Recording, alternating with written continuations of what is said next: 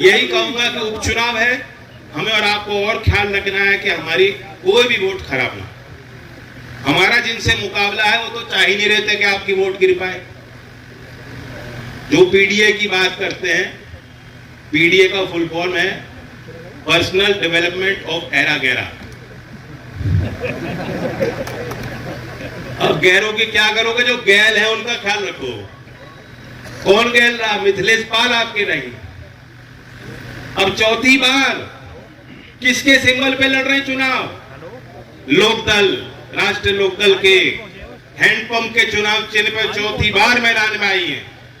इन्हें मायूस मत करना। ये उम्मीदवार मेरी नहीं है, ये उम्मीदवार मेरी नहीं है, जैत की नहीं है। ये उम्मीदवार चौधरी अजीत सिंह जी की बनाई हुई है।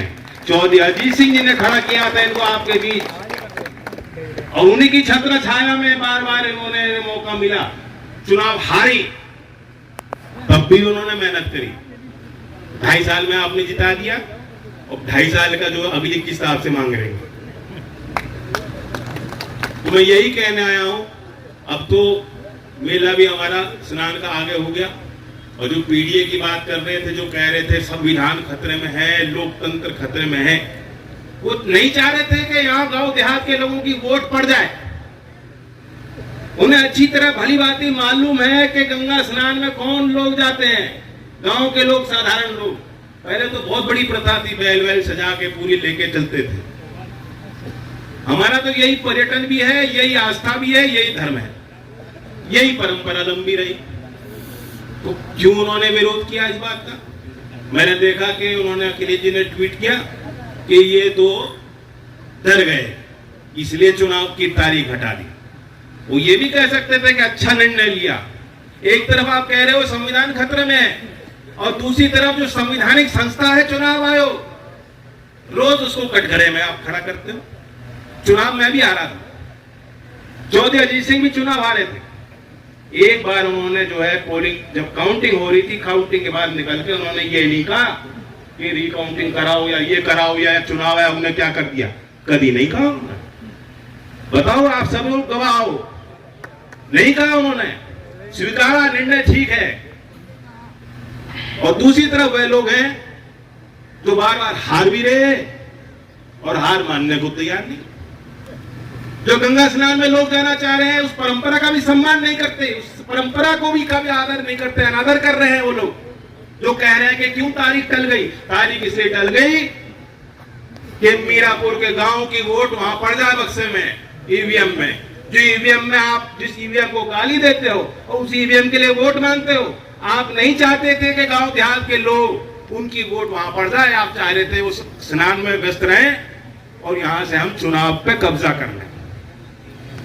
तो चंद लोगों के कब्जे को तोड़ के एक गरीब किसान के घर की बेटी, चौधरी चरण सिंह की पार्टी के और चौधरी अजीत सिंह जी की व्यक्तिगत तौर से नुमाइंदा मिथिलेश पाल आपकी उम्मीदवार हैं।